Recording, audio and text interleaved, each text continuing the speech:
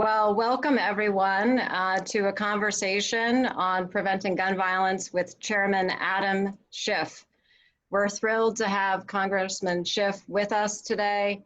He is someone I know to all of you who are listening who bears no introduction, but I will nevertheless introduce him. Of course, we know that Congressman Schiff represents California's 28th Congressional District, and he has served in Congress since 2001. He currently serves as the chair of the House Committee on Intelligence and is a vocal advocate for gun reform, supporting multiple efforts during his time in Congress to address gun safety. Obviously, many of us also know him very well as the man who led the investigation of President Trump for pressuring the Ukraine to investigate his political rivals. And I just want to say thank you for pushing so hard to try to ensure that America did indeed have a fair trial in those proceedings. And I agree with you, she is indeed worth it. The issue of gun violence at this point in time, obviously, is going on unabated. We were just talking before we went live that in between February of this year and May of this year, 2 million, more than 2 million more guns were sold during this time of the pandemic than were sold at this time last year. There's no question that we have an epidemic of gun violence in this country. We lose on average 40,000 Americans every single year to gun violence, and almost 80,000 Americans are shot every single year. And Congressman Schiff, we're so grateful for your support and leadership of gun violence prevention. Since you've been in office as an assembly member in the state legislature to your leading role in Congress, you have been a consistent champion of this cause. And you were actually one of the members who joined in the sit-in on the House floor in the wake of the horrific tragedy of the Pulse nightclub shooting in 2016, which at the time was the deadliest mass shooting in our country with 49 people killed, more than 50 wounded. Unfortunately, that was surpassed by the Vegas shooting. I'd like you to tell us at first a little bit about how the sit-in that you participated in after the Pulse shooting came to pass, what you feel it accomplished, and how just a few years later, we actually did have and do have in the House of Representatives a gun violence prevention majority. Well, Kris, thank you very much for inviting me to join you, and thank you for all the great work that Brady does to enact common sense gun safety measures and to educate the public on gun safety issues. I'm so grateful to you, as are my constituents. I remember that quite vividly, that experience of the sit-in on the House floor. I've been in Congress almost 20 years. We've never had anything like it before, and we've never had anything like it since. You know, I give a lot of credit to John Lewis, who told us that, you know, it was time for us to get into some good trouble. And when John Lewis says it's time to get in some good trouble, you pretty much have to get into some good trouble.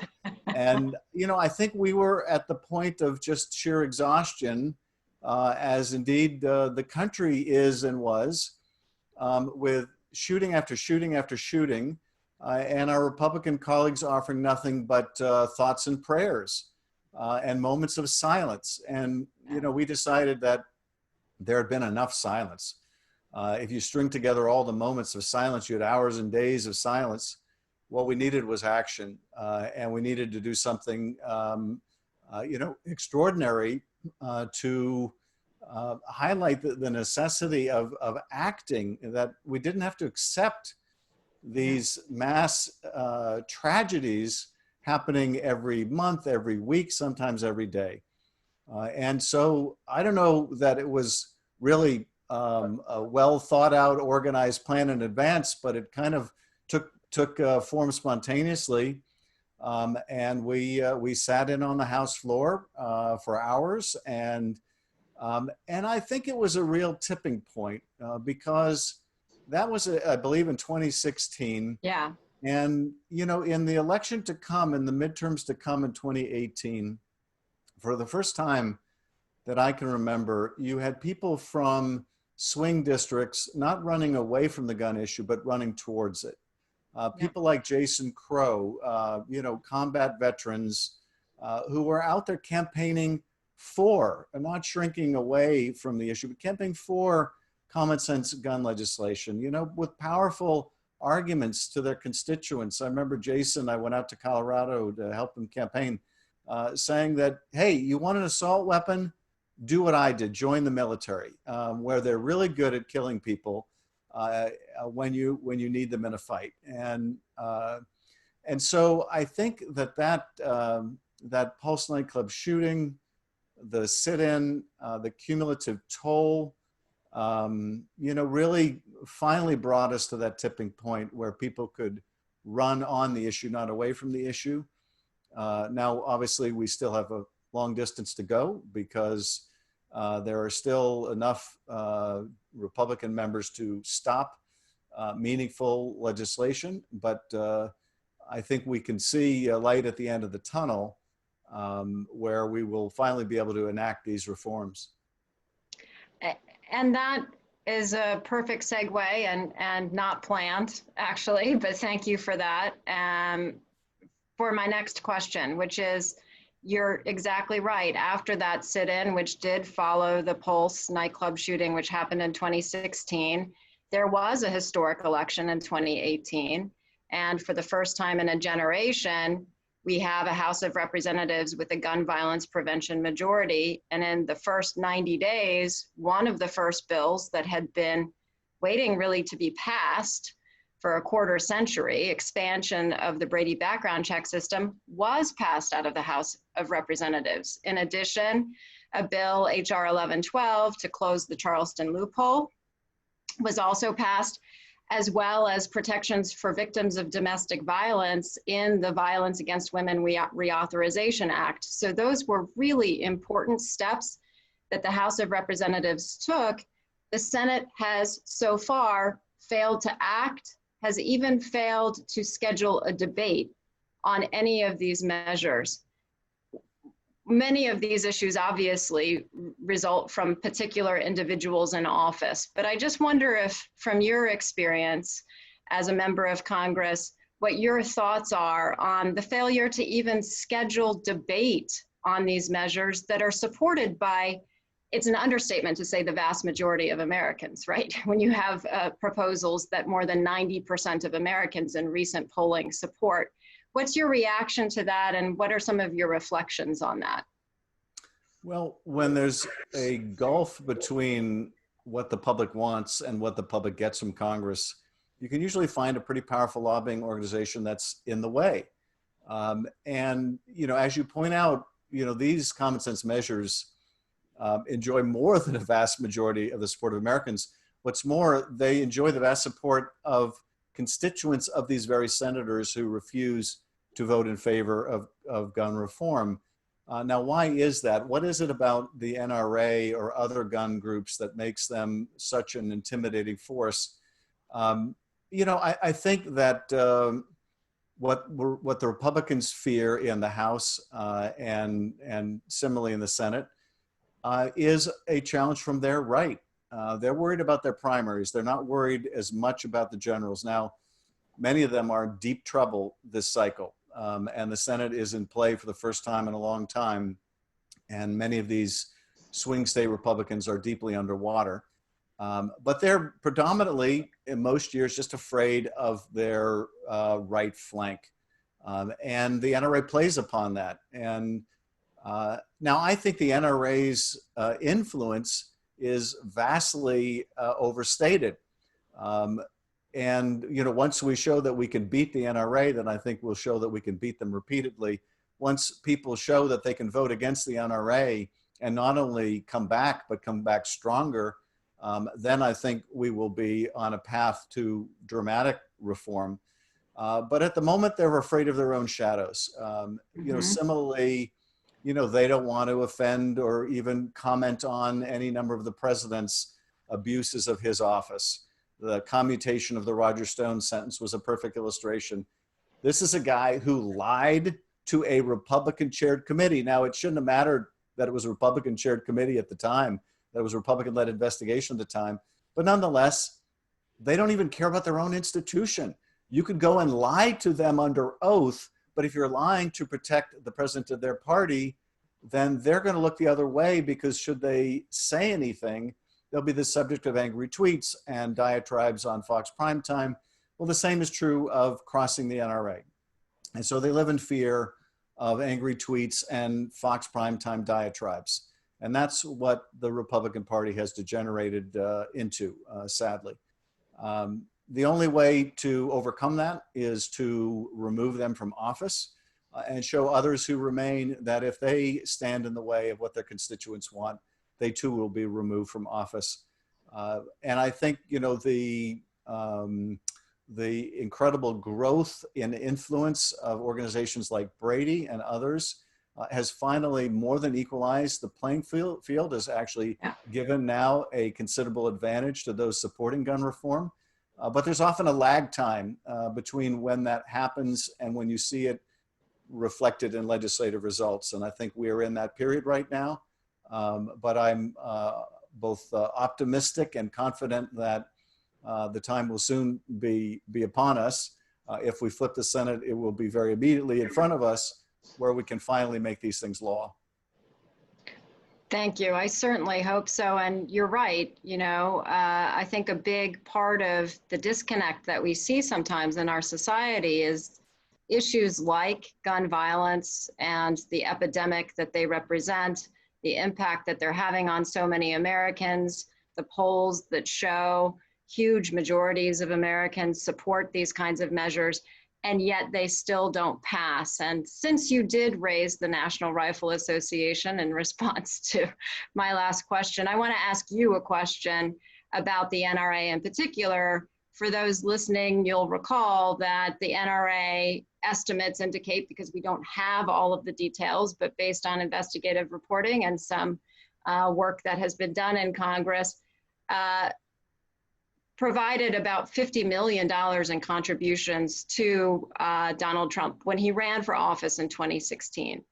And your committee did some extensive work looking at Russian activity aimed at influencing the 2016 election. One branch of that infiltration was by the NRA, and the Russians were a part of that. Spy Maria Butina was deeply entrenched with the NRA and pleaded guilty to acting as an illegal foreign agent and was deported to Russia after spending several months in prison. I know there are parts of the investigation related to that you can't discuss for obvious reasons, but can you tell us a little bit more about the relationship between the Russian government and the NRA, why your efforts to have Butina testify before the committee were stalled, and what are the implications of having a lobby like the NRA be infiltrated by outside foreign nationals? Sure. Well, there are a few things that I can share with you. The first is that what the Russians did in 2016 had a couple objects. They wanted to help elect Donald Trump and prevent Hillary Clinton from being president. And they also wanted to divide Americans and pit Americans against other Americans. And they chose to do so along well-known fault lines, issues of race. For example, Black Lives Matter. They created a false persona online called Black Matters that was designed to accentuate the divide over Black Lives Matter. They did others over immigration status, others over sexual orientation, and they exploited the division on guns. And they did so in a way that they thought would advantage the Trump campaign. So first, in terms of Russian exploitation of NRA and the gun issue, that was one of their chosen areas of focus on social media, of their influence campaign. Second, the Russians looked for ways of entangling themselves with the Trump campaign and gaining influence in the Trump campaign. Now, they did this in several ways. They did this by informing the Trump campaign through George Papadopoulos, that they had hacked Hillary's emails and they were prepared to release them anonymously to help the Trump campaign. They did so by offering the president's son, Don Jr., dirt on Hillary Clinton and setting up a secret meeting in Trump Tower. They did so by getting the campaign manager, Paul Manafort, to provide internal polling data to someone linked to Russian intelligence. They did so by these liaisons and cutouts like Guccifer 2 and WikiLeaks that Roger Stone was in communication with. But they also sought to exploit the NRA and the gun lobby and lobbying groups. And they did so, in quite a far-reaching, sophisticated way. They established a gun rights group in Russia. Well, there are no gun rights in Russia. And so why would they have a gun rights organization in Russia when you have no gun rights in Russia? And Putin doesn't want to give his own people the right to bear arms. You do it because it's a way of insinuating yourself into a politically connected organization connected to Donald Trump. And so they set up this gun organization that Maria Butina could associate herself with, and others also in the Russian government could associate themselves with. That provided a nexus, a liaison to interact with the NRA and Trump campaign people during the campaign. And so this was yet another influence vector, another opportunity for potential compromise of the Russians inserting themselves into our electoral politics. And that's what they're about. We had been interested in bringing Butina in, but at that time the committee was chaired by a Republican who was not particularly interested in exploring both the funding situation with NRA and whether the Russians were funneling money through the NRA, the issues surrounding Maria Butina and her Republican connections and ties. And then, of course, with her arrest and deportation, there wasn't much of an opportunity when the majority changed for us to continue that line of investigation, at least as far as she was concerned. But that was, part of what the Russians were doing is this sort of three-part campaign, exploit the division on social media, create their own sham gun rights organization, insinuate themselves into the Trump campaign through the NRA. And the NRA was the perfect foil for that. And I think that, the NRA has been an organization that's been part of American life for a very long time. And one thing that I always note when I'm talking about the NRA and its role in our political climate and environment is they like to call themselves freedom's safest place. That's one of their taglines that they use all the time. They've been responsible for really creating an environment that is more like the Wild West or notions of the Wild West, with this idea that somehow we're all safer as Americans with guns everywhere in everyone's hands. If you look at their marketing materials and their monthly newsletter and their magazines, they're trying to sell things that you would use to make sure that you have a gun on you when you're taking a shower, when you're in a swimming pool. And there's a whole lot of policy directives behind that you're very, very familiar with. And I want to ask you about one in particular.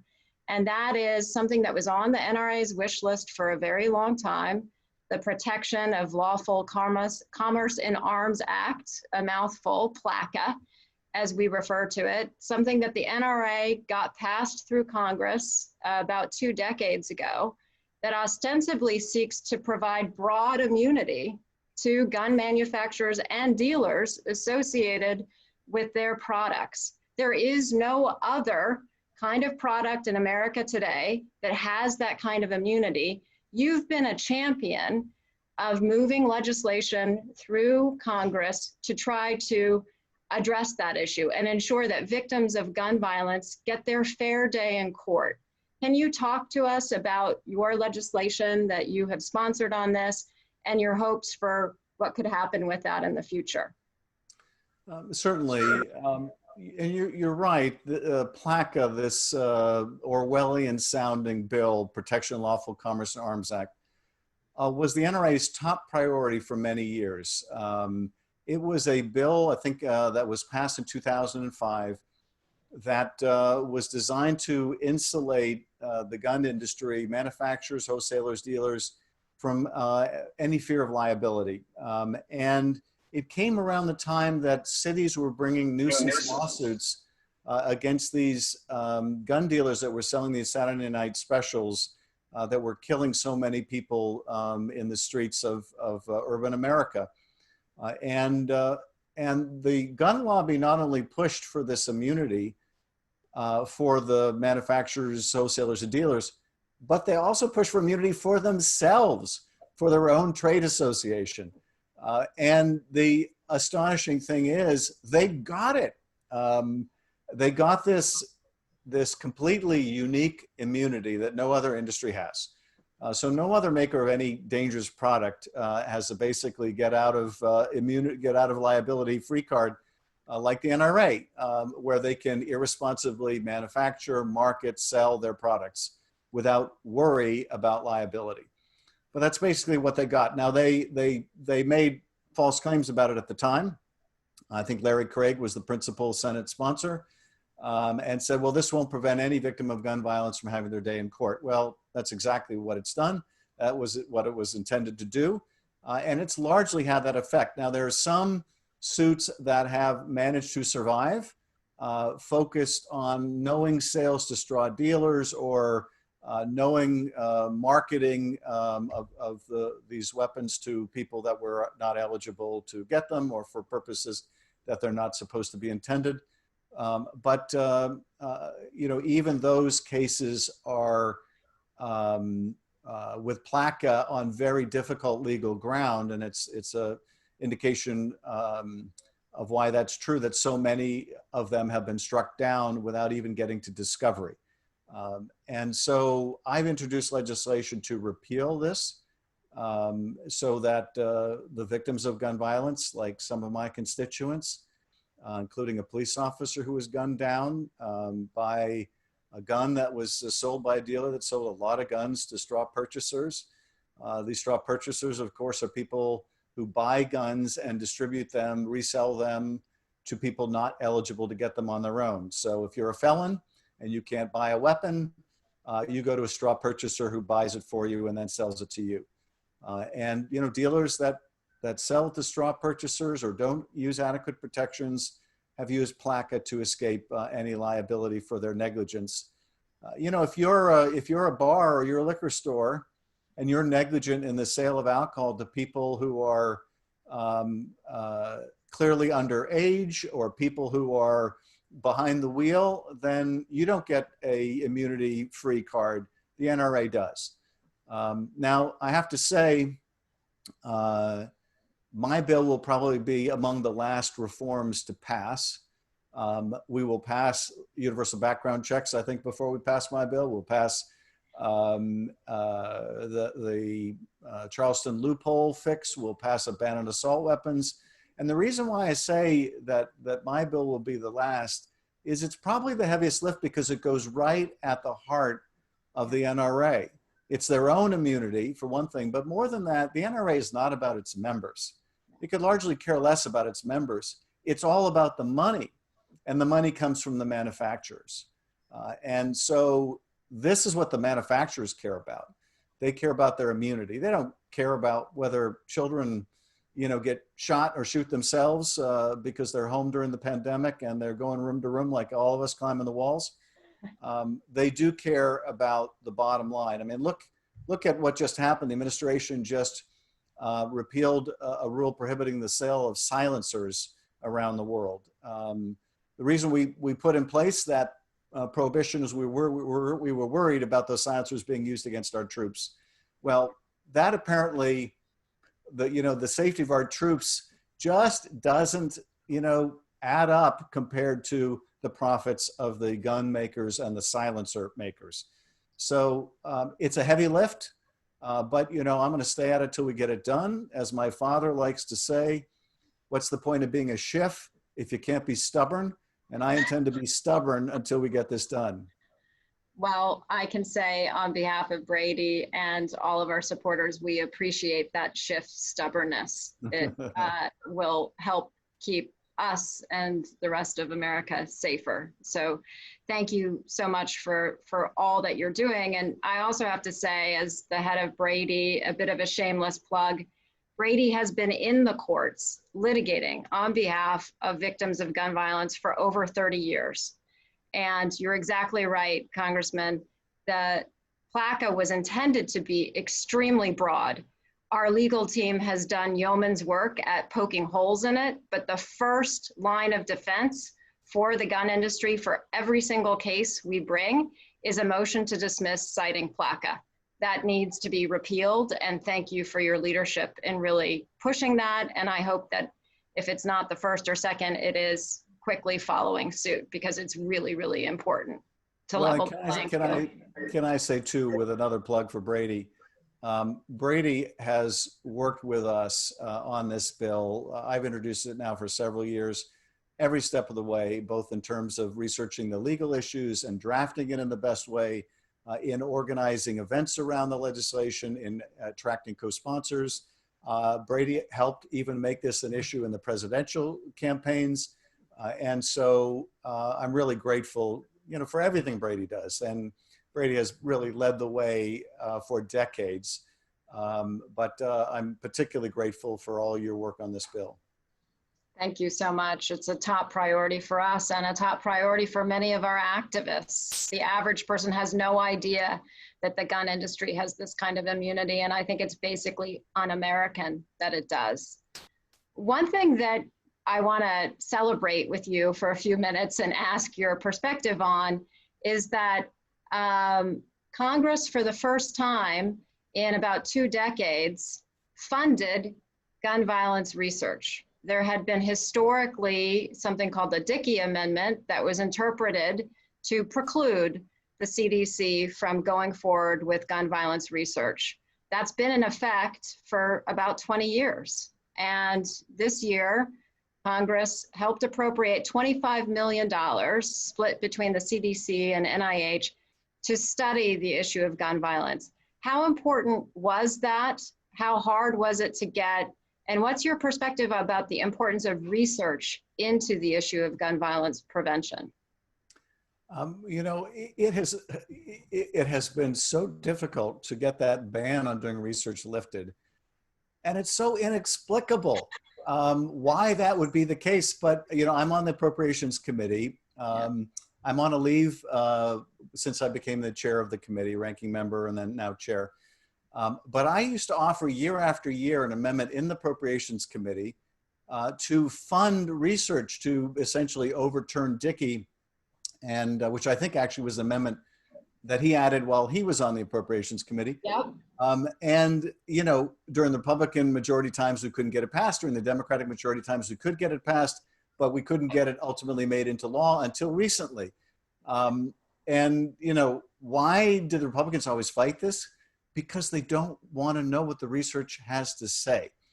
Because, of course, it's not about what science or health or data show. It's all about ideology, and ultimately the ideology is driven by the dollars. And we see this to great tragic effect in the pandemic.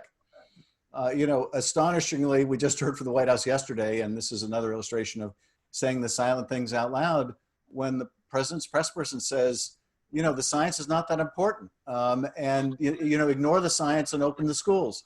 Yeah. Well, it's the same way when it comes to guns. They don't want to know what the science and the data have to say.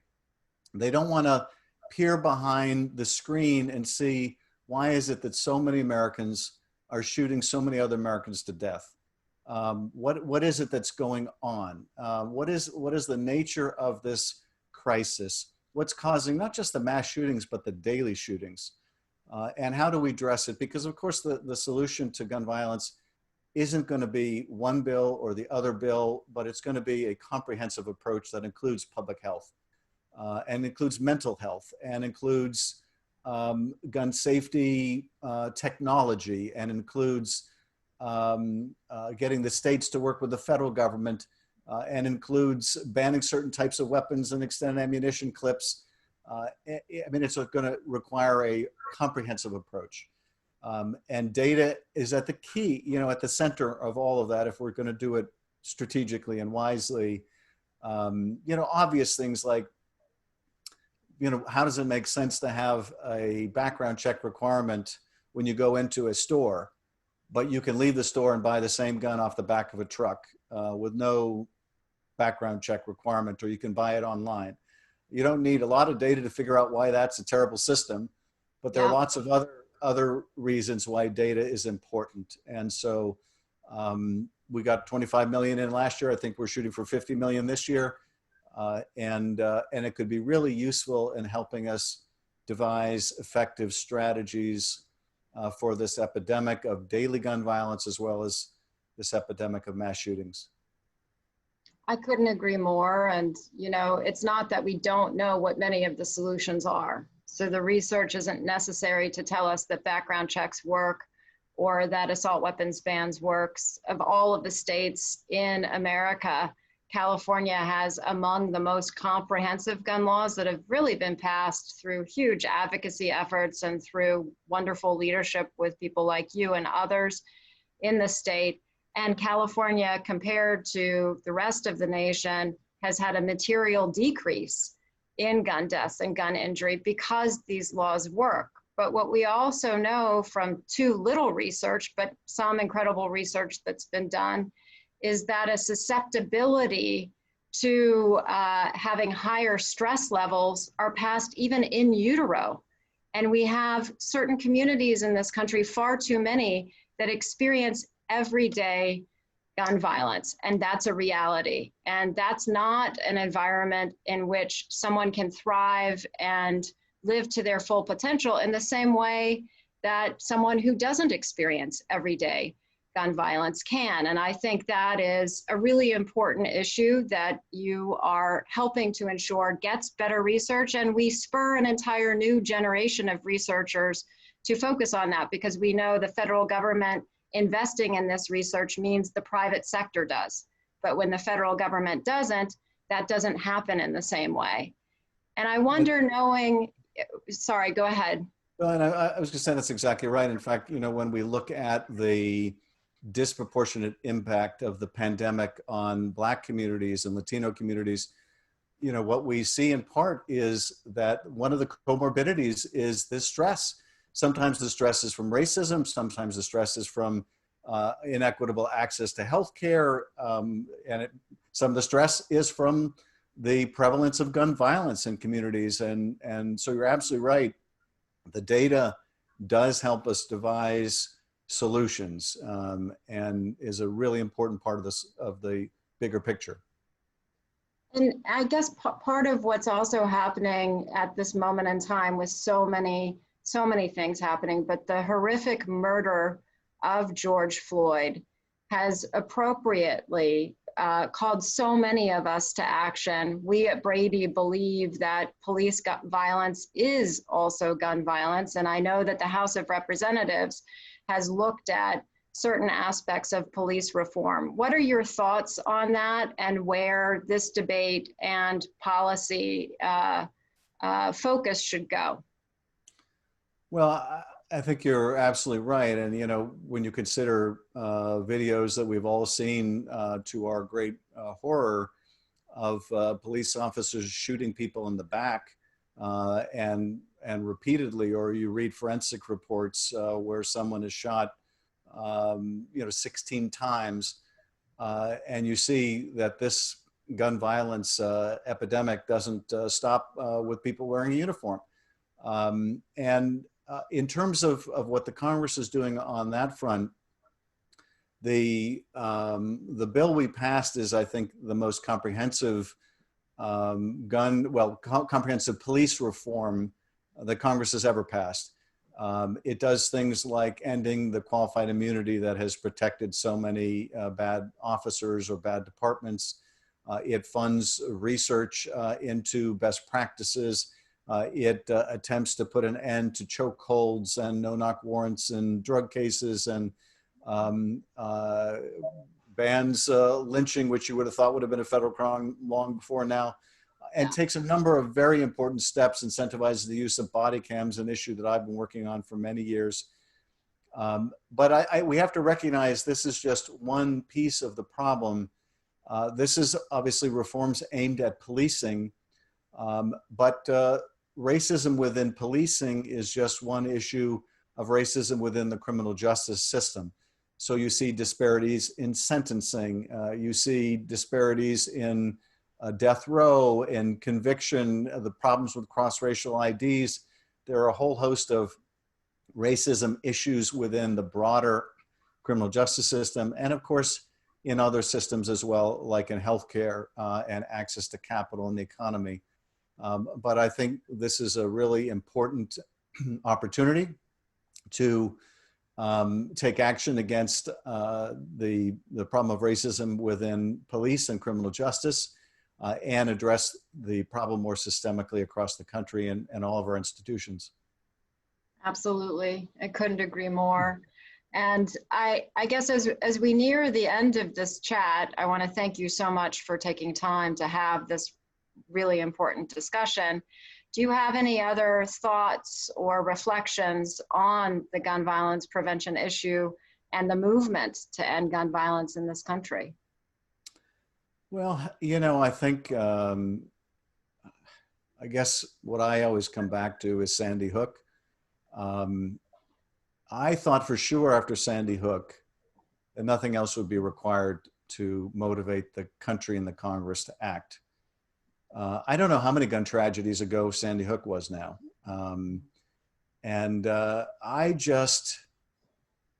I still just don't understand. I mean, I know the political reasons, but I just don't understand why people are willing to accept that we can't send our kids to school safely, or that we can't go to a country western concert safely, or we can't go to Kmart safely, or we can't go anywhere else without having to worry at a movie theater about being shot in the back of the head, or having a loved one lost.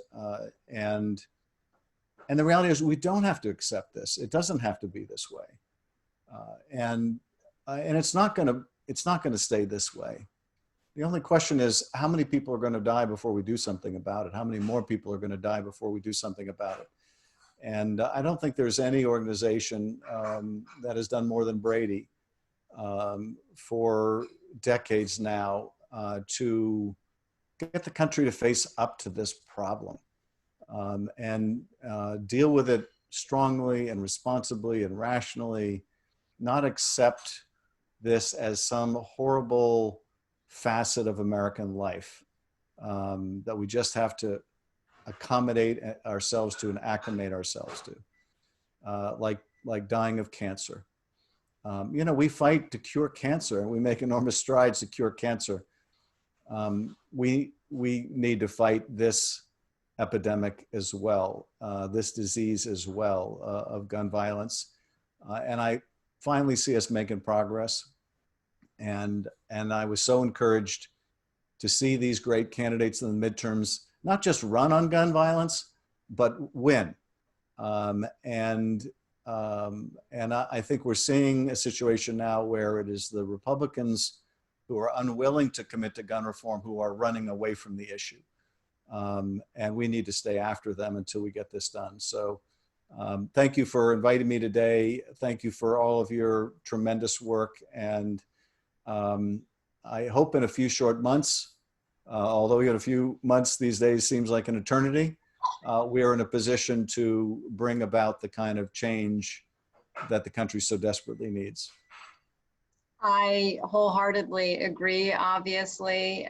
Chairman Schiff, thank you so much for your time here today. And I think what you said is really profound and deeply important. I think what's important for all of us to keep in mind is that the epidemic of gun violence does not need to exist in the United States. It can be stopped. We need to ensure that we have policymakers who are poised to vote on the right bills. And I always like to point, as a Virginian by birth, to my state of Virginia that just signed into law 7 gun violence prevention bills that were really decades in the making, but ultimately different people were in the seats in the General Assembly and those laws were passed, and they will save lives. And I look forward to the time when similar laws can be signed into effect at the national level by someone sitting in the White House poised and ready to do that. So thank you so much for your time today, for your leadership around this issue that affects so many Americans all across this country. And we look forward to continuing to work with you to save lives. Thank you so much. A great pleasure to join you. Thank you.